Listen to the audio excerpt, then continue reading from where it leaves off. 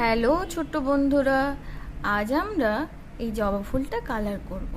দেখো, প্রথমেই নিয়ে নিয়েছি 4টে colour: red, yellow, black, green. চলো শুরু করি চটপট।